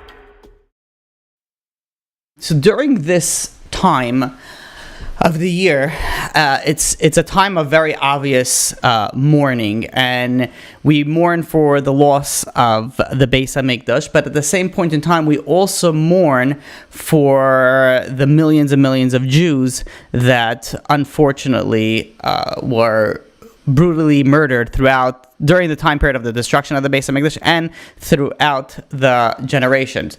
The story of the 10 martyrs, the Asara Erugei Malchus, this story begins at the end of the second Beis HaMikdash, at the end of the second temple. During this time period, prophecy began to, move away from the prophets. The sort of the feeling of the presence of God began to wane. And while there was Ruach HaKodesh, this phenomenon of divine the divine intuition of knowing things also that are not visible to the eye, or knowing things a little bit in the future, was still around. An example that is actually related to our discussion is from something from Shmuel HaKatan. So Shmuel HaKatan, he got his name because he was almost as pious and almost as prophetic as Shmuel Hanavi, Shmuel the prophet. And that's why it compares him to Shmuel the prophet, and he was a Katan, he was small in that comparison. He lived during the time of Rabbi Gamliel Hazakin, and this is still while the Beis HaMikdash, while the temple stood. In the time of the temple, the place of Sanhedrin, of the courts, the gathering was in Jerusalem, in Yerushalayim. But there was also something called Yavne. Yavne was a coastal town that was near Ashdod, and this was a gathering place for the great sages. And if anybody knows history, we know the Karen Yavne, the sages of Yavne, were saved after the destruction of the Beis HaMikdash. Yavne comes up quite a lot. So this was a small town near Ashdod. There was, at one particular meeting that took place at Yavne, that Shmuel HaKatan, he prophesied that there was going to be upcoming murders of 10 martyrs by the hands of the Romans. And what's even more significant was he had a prediction of the decrees that Hadrian, the Roman emperor, would forbade in teaching Torah and other issues against the Jewish nation. And the 10 martyrs that started with the murdered Tanoic sages started off with Rabbi Shmuel Kohen Gadol and Rabbi Shimon ben Gamliel. It started with that and ended with Rabbi Akiva and Rabbi Hanana ben Tarjan. We're not going to be able to go to the end, but we'll start off with at least the first. Rabbi Shimon ben Gamliel and Rabbi Shmuel Kohen Gadol, when they heard this prophecy from Shmuel HaKatan, they decided they wanted to journey out and to let the people know. The Roman occupiers in the land of Israel during that time, they heard this, they saw this, and they saw this as an act of treason. So these two rabbis were arrested at the end of their journey, and then they were eventually killed by the Romans. So, just to give a little bit of an overview this is just like an introduction, and we're going to give an overview, and then we'll begin with the story. A bulk of the information that we're going to be discussing tonight comes from a medrash called Eila Eskara.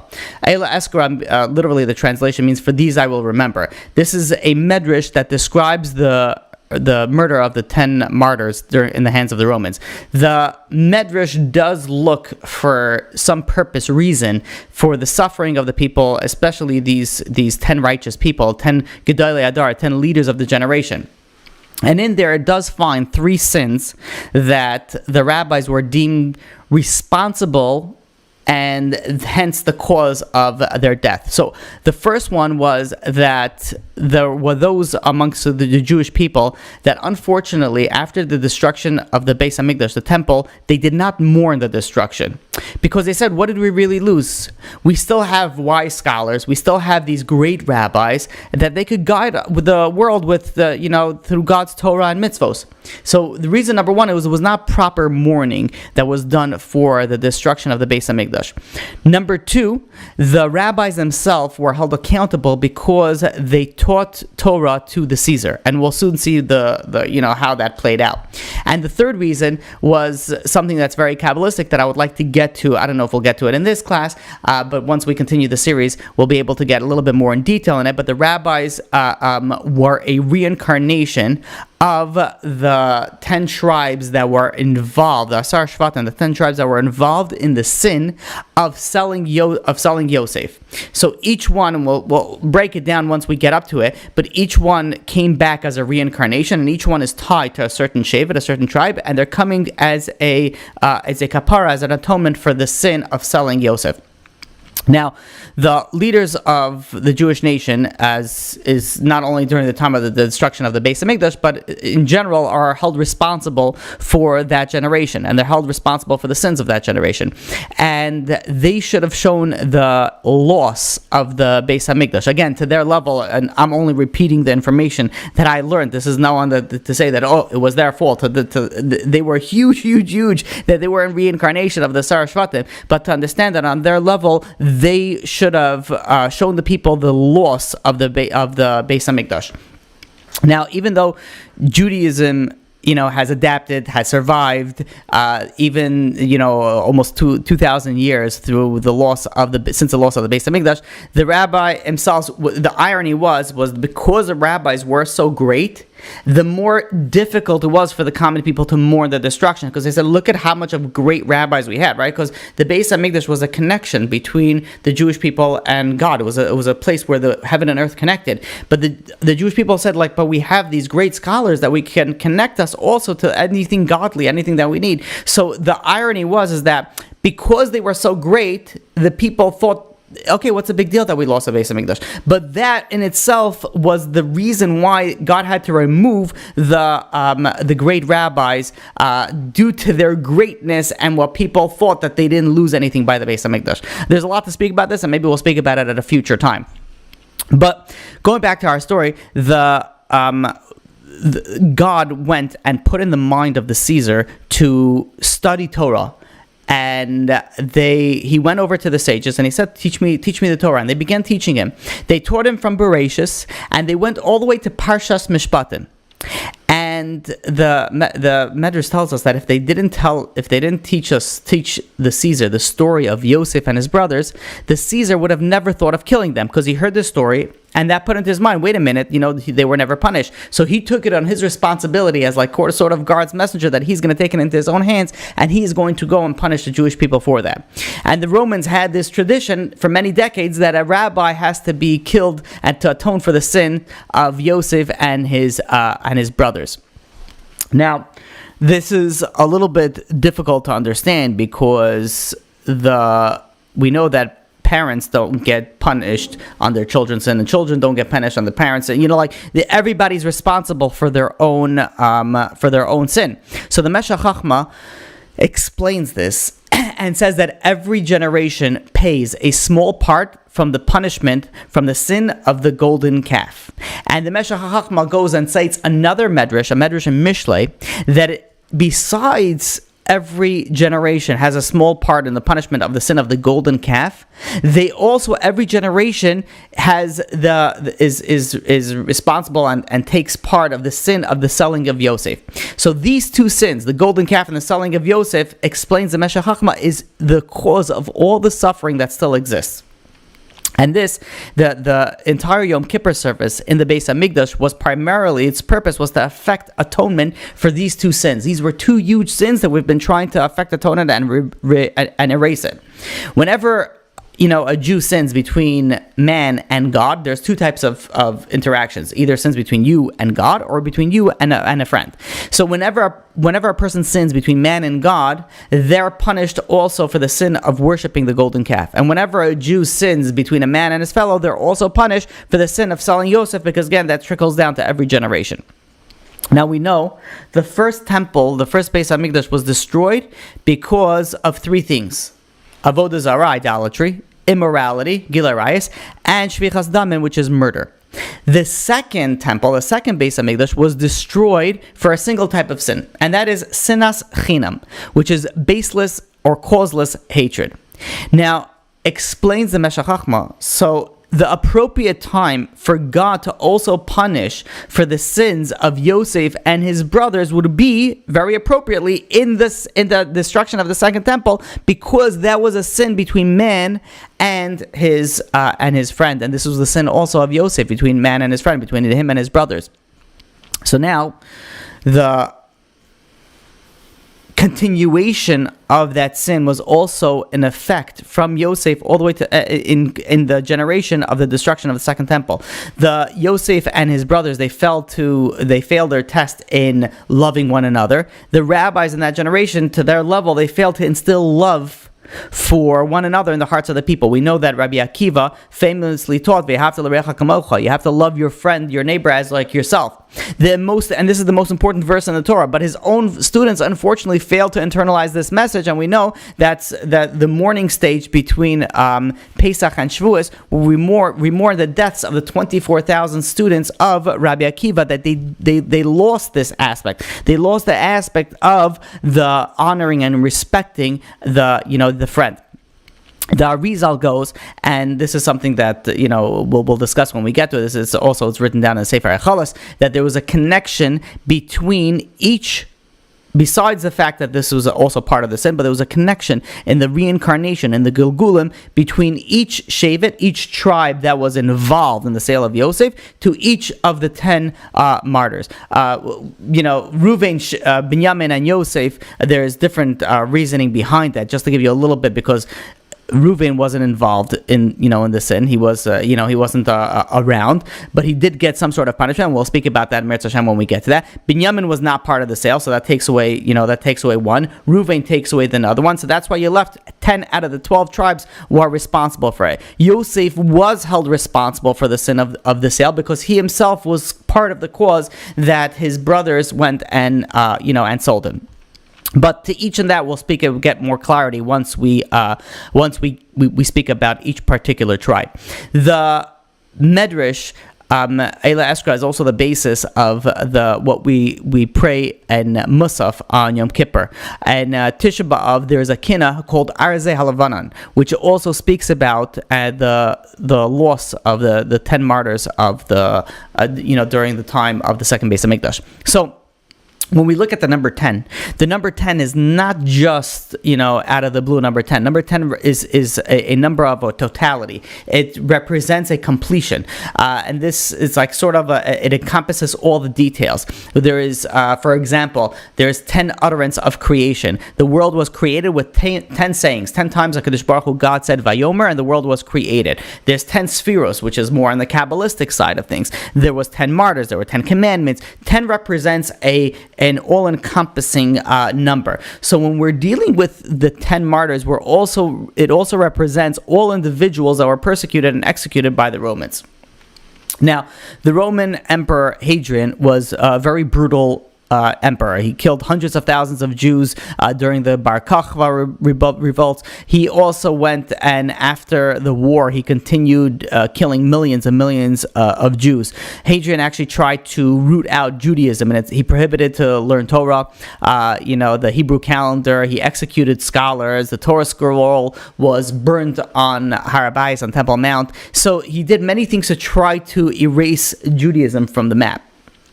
The problem is that, going back to the reason of the destruction, is the whole idea was that of the 10 martyrs was the people didn't really feel the loss of the Beis Hamikdash, and right during that time is when HaKadosh Baruch Hu put in the mind of the Caesar to go and start learning.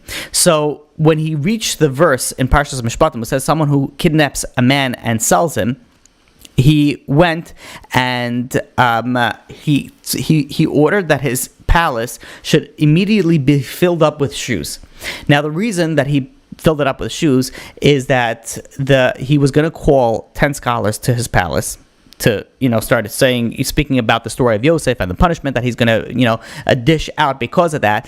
And he filled his palace with shoes because he wanted the scholars that were coming, the rabbis that would come, to recognize that Yosef was sold for a pair of shoes. The value of a pair of shoes. Now, you could ask, how could someone like Yosef be sold for a pair of shoes, 20 silver pieces? How is that possible? So the brothers, when they threw him in the pit, they removed his clothes and they threw him in the pit. Now, the Torah tells us that the pit was empty. But when the pit was empty means that there was no water in it, but there was snakes and scorpions inside of this. So Yosef saw this, so he grew in a very, very sad state. He's like, what am I going to be? Out of the fear and terror, he lost all his beauty and his value. But even though there was snakes and scorpions, God went and he closed the mouths of these creatures, that they didn't harm him. And when Yosef's brothers saw a caravan of the Yishmaelim, of the Arabs that were coming, so they drew him out of the pit and they sold him. But during that time, God was saying, wait a minute, should a righteous person like Yosef stand unclothed in front of people? So during that time, he had this amulet that was hanging around his neck. So HaKadosh Baruch Hu, God sent the angel Gabriel, and he fashioned, from the amulet, he fashioned a garment, and he clothed Yosef. Now, Yosef's brothers, they put him in the pit without clothing, and now he's coming out with clothing. So when they were selling him to the Ishmaelim, he says, wait a minute, he says, we didn't sell him with the clothing, give us back his clothing. But the Ishmaelim replied, no, we're not going to return to you unless you give us another 4 pair of shoes. So he ended up going to Egypt with this pair of clothing that the Malach Gabriel, the angel Gabriel, went and formed it from that amulet. And in this clothing, this was the same clothing that he was thrown into jail. This is the same clothing that was brought before Paro. This was the same clothing that he wore when he was ruling over Egypt. Now, this is the background of what was going on when the Caesar asked to put shoes inside the palace. Now, the Caesar now calls 10 sages to his palace, and he seated them in golden chairs. And he goes over to them and he says, I have a very deep and difficult question to ask you. And I want you to only answer me truthfully and strictly according to the correct interpretation of halacha of the law. And they agreed. And the Caesar proceeds to ask them, what is the law for someone who kidnaps his Jewish brother and cruelly sells him? So the sages answered, the law is that he should be put to death.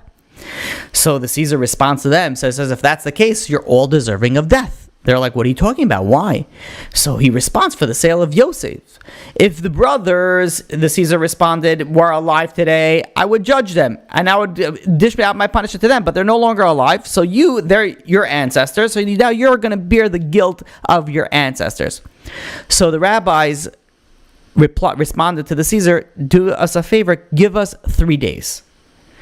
And this time we'll try to figure out some sort of legal defense to save ourselves. And if you cannot, we accept the Caesar's judgment. And he agreed to this. So the sages left, and they turned to Rabbi Shmuel Kohen Gadol. And they ask him, there's ways, pi Kabbalah, through Kabbalistic ways, of, even though there's two worlds, right? There's this world and there's the next world, right? The heavenly world. There is ways through meditation and particular Kabbalistic, meditations of God's name, that you're able to sort of travel from this world to the next world and inquire and poke around to get some information. So when the sages left, they turned over to Rabbi Shmuel Kohen Gadol. And they said, do us a favor, go on this, meditate on this explicit name of HaKadosh Baruch Hu, go up to Shemayim, go up to heaven, and find out if this decree was from God. So Rabbi Shmuel purified himself. He went to the mikvah. He wrapped himself up in his talis and tefillin. He said the explicit name of HaKadosh Baruch Hu, and he went up to Shemayim, he went up to heaven. There, he encounters the angel Gabriel. And Gabriel goes over to him and he says, are you Yishmael, that God praises every day, that I have a servant on earth whose face is similar to mine? Rabbi Shmuel says, yes, I am. So Gabriel asked him, why did you come up here? What are you doing here? So Rabbi Shmuel responded, the wicked king has decreed against us to destroy 10 sages, 10 rabbis of Klal Yisrael, of Israel. And I came up here to figure out if this was a decree that came from God. So Gabriel looked at him and responded. He says, if the decree was not sealed by God, would you be able to annul it? Like, what is it that you're coming up with? Can you even do anything about it? So Rabbi Shmuel answered, yes, I could annul it. So the angel Gabriel asked him, how are you able to do that? So Rabbi Shmuel says, with the name of God, I'm able to annul it. I'm able to save ourselves. Basically what Rabbi Shmuel Kohen Gadol was telling him, he says, if I'm able to go and save myself and my colleagues from getting killed. So the angel Gabriel responded, and he said, how fortunate are you, the children of Avram, Yitzchak, and Yaakov, to whom God has revealed secrets that he doesn't even reveal to the angels. The angel Gabriel didn't even know about this. And this Rabbi Shmuel was aware of. Now, Rabbi Shmuel was an extremely beautiful person. And in fact, the Medrash tells us that he was part of the 7 most beautiful people that ever existed. The 7 beautiful people are Adam Arishon, the first man ever created. Yaakov Avinu. Yosef is number 3. Shaul is number 4. Number 5 is Avshalom. Number 6 is Rabbi Avo. And number 7 is this Rabbi Shmuel that we're talking about right now. Now, when they brought Rabbi Shmuel to Rome, all the women saw him and they were affected by his physical beauty. When they brought him before the king, he asked them, he says, the king asked him, are there other people in your nation as beautiful as you or more beautiful than you? And he responded that there are not. And then the king the Caesar went and decreed death upon him. But to get the understanding where and how his beauty came from, when Rabbi Yossi, which was his father, he was past the middle age of his life, and his wife asked him, he says, my master, my husband, why do I see that many people have children and we don't have any children, not a son or a daughter? So Rabbi Yossi responded, the cause of our childlessness is that other wives are careful that when they leave the mikvah, if they come across something inappropriate, they go back and immerse themselves in the mikvah again. That's why they were able to have children. And the Raman Yeridel writes that a woman should be very careful when they leave the mikvah that a friend should meet them, so that the first thing that they see, they don't meet a non-kosher animal. And if they do meet one of those first, a God-fearing woman should go and immerse herself again. But anyways, his wife told him that if this is what is preventing us from having children, then I make an oath. She promised that if I will be careful about this from now on. And the next time she went to the mikvah, she came out and she came across a dog. So she went back to the mikvah.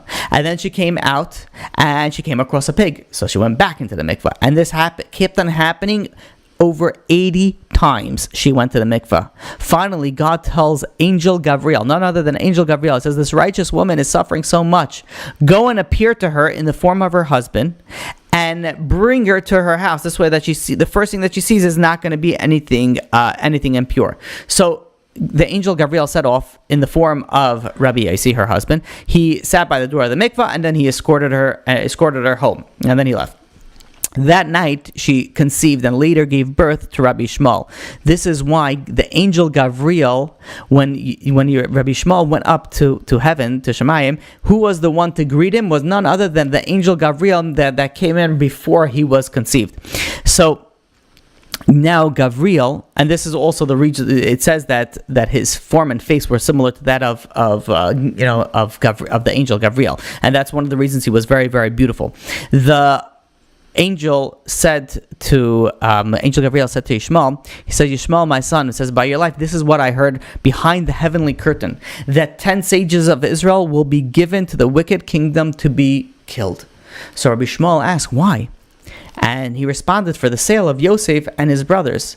And the angel continues, the Malach Gabriel continues, says, the Midas Hadin, the attribute of justice, comes every day before HaKadosh Baruch Hu, before God, and accuses, says, you didn't write even one extra letter in the Torah. But didn't the brothers sell Yosef? And they didn't get punished for that yet. So therefore it has been decreed, the angel says, that 10 sages of Israel will now be killed by the wicked kingdom. And Rabbi Shmuel asked him, he says, this has been like over 1,500 years ago. Could God not have found anyone until now? Why only until now? Why did he choose us? So the angel Gabriel responded, from the time of the sale of Yosef until today, God has never found 10 righteous people, holy people in a single generation who are worthy of the brothers. And therefore, God is giving the punishment to you. When Rabbi Shmuel heard this, he felt calmer. Rabbi Shmuel went and descended back to earth. And he told his colleagues that the decree has been made and it's already been signed and sealed. And he shared with them the encounter. They mourned and they rejoiced. They mourned because the decree has been made, but they rejoiced because God considered them to be righteous and holiness, or the level of righteousness and holiness to that of Yosef and his brothers. And after they got this, you would think, what would they do after getting this news? They went and they continued learning. Even though they had some of them a few days left to live, they went and they sat and they studied the laws of Pesach. And they were, learning about things that are forbidden in Pesach, what is considered chametz, what's not considered chametz. And before they finished learning, the king came with his sword drawn. And he says, what do you guys are learning now? How are your hearts free to learn Torah? Your ends are right near. Don't you know that there's a death sentence? So the Caesar came, and the first two, unfortunately, that were killed was Rabbi Shimon ben Gamliel and Rabbi Shmuel. So who do these, Rabbi Shmuel Kohen Gadol, who are these coming for which tribe? So Rabbi Shimon ben Gamliel was a Nasi. He comes from a direct descendant from Shevet Yehuda. In fact, Rabbi Shimon ben Gamliel's son was Rabbi Yehuda Nasi. So just to give you a little bit who authored the Mishnah.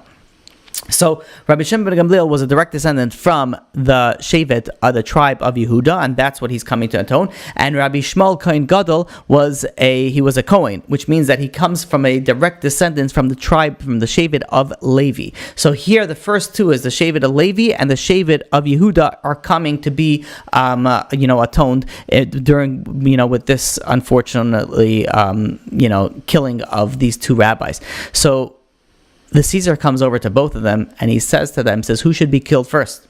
So Rabbi Shimon ben Gamliel answered, he says, I am the Nasi, I'm the prince and the son of a prince, a descendant of King David, king of Israel. I should be killed first. And Rabbi Shmuel responded, but I'm the Kohen Gadol.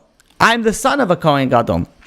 I'm a descendant of Aaron HaKohen. I should be killed first, so I don't have to witness the death of my friend. So the Caesar responds, says, this one wants to be killed first, and this one wants to be killed first. So what we're going to do is we're going to draw the lots, and we're going to see which one should be killed first. And they drew lots, and the lot fell out on Rabbi Shimon ben Gamliel that he would be killed first. So the Caesar commanded that he be beheaded first, and he was. And now Rabbi Shmuel Kohen Gadol took his head that was when he was beheaded, and he put it on his lap and he began to cry bitterly. And he said, this is the Torah, this is its reward, this is the tongue that used to explain the Torah in 70 languages, and now it's licking the dust. And he continued to mourn and cry for Rabbi Shimon ben Gamliel. The Caesar asked him, says, what's this all about? Why are you crying of him so much? You should cry about yourself. You're going to be heading there very shortly. So Rabbi Shmuel answers, I'm not crying for myself because my friend was greater than me in Torah and wisdom. I'm crying because he preceded me in the heavenly yeshiva. And while he was speaking and mourning and crying, the Caesar's daughter peeked out the window and she took a look at Rabbi Shmuel Kohen Gadol and his beauty, and her mercy was aroused, and she sent a message to her father. And she asked him and says, I have a single request from you, my dear father. And, well, I don't know if she said my dear father. She said, I have a single request from you. And the Caesar replied with a message that she could have anything except for Rabbi Shmuel and his friends. So she sent a message back. She said, spare the life of Rabbi Shmuel. So the Caesar responded that he has already taken an oath to kill him, and it's not going to happen. I'm not going to save him. So she replied back, if so, then peel his skin off his face so I could look at it instead of looking in a mirror. He was so beautiful that she wanted to always see his to see his face. So immediately the Caesar commanded that they start peeling off the skin from his face. When they reached the place of his tefillin, Rabbi Shmuel cried out a loud and bitter cry, and it shook the heavens and the earth. And then he cried a second time, and it shook even the Kisei HaKavod, the heavenly throne. And the angel said to God, it says, should a righteous person like this, who you have shown all the secrets in the upper worlds, the lower worlds, he should be killed in such a manner? And they said, the angel said, Zu Torah v'zu schara, this is Torah and this is the reward. And God responded in a very, very interesting response. First of all, God said, leave him. It's a merit. He's going to have a merit that is going to extend for many generations, which is something that we can understand. But then God says that if I hear any more cries, I'm going to return the whole universe into emptiness, meaning I'm going to destroy the entire world. Now, this is something we have to try to understand. Rabbi Shlomo Kluger asks a question on this medrash. He says, wait a minute, if a child is in a classroom and a child is asking an excellent question and the teacher tells him, be silent or he's going to be punished, doesn't the child have a right to ask this question? So why is it, if you see a righteous person, a tzaddik that's suffering, why does Hashem respond that we don't have a right to ask? So Rabbi Kluger answers with a mashal, with a parable. There was once a master tailor who was known far and wide for his ability to create beautiful articles of clothing. And the king called him over to his kingdom, and he says, I hear of your talent, spreads out throughout the four corners of the earth. He says, I need to make a very magnificent coat. And I've gathered the most expensive materials known to man on planet Earth, and I want you to make me the most exquisite, expensive, most beautiful coat ever made. And the tailor said, okay, fine, I'll do my best. And the king gives him this very, very expensive material, and he spends weeks and weeks sewing and hemming and measuring and alterations and all these things. After a few weeks, he goes over to the palace and he presents this magnificent coat to the king, and the king looks at it. He's never seen something so beautiful before. It fits so perfectly, and the material is so luxurious. It looks aesthetically pleasing. He says he checked off all the boxes, and word got out of this amazing tailor and what he created for this king. And, when word comes out of a success of one person, people can get jealous. And people started getting jealous of this, of this tailor. So what happens when jealousy starts, being aroused? The people start making up a little bit of stories. And the tailor community starts saying, oh, you know what? He did a good job. Yeah, but he probably skimmed a little bit. This is really expensive material. He says the king gave him like 6 rolls. What did he do with the rest of it? And word got out that this tailor is a crooked tailor, and he gypped off the king, and he started taking material from the king. Now when the king heard this, the king started believing it. He says, wait a minute, maybe it's true. You know how things go. If someone starts talking, people, this is Lashon Hara. People can start believing it to some level. So the king calls him to his palace. He said, is it true? He says, people are saying that you've stolen from me, that you've taken, from my material. So this tailor goes over to the queen. Can I see the coat, please? And the king says, sure. He hands in the coat, and he starts taking out his scissors, and he starts cutting up this coat. And the king is looking at him, and he says, what are you doing? You're destroying my coat. And, he's sort of silencing, in a very respectful way, the king, and he's cutting and cutting. The king is looking at the most beautiful coat, and he lays out all the pieces of the coat. And he shows the king, he says, I want you to measure all the material. You will see here that not an inch is missing. Everything that I've taken is exactly in here. You thought that I stole from you because you saw things in layers. You didn't see under the cuff. You didn't see under the labels. There's so many different aspects of it. Now that I laid everything in front of you, I could prove my innocence and show you the authenticity that everything that you have given me is all in this coat. Explains Rav Shlomo Kluger.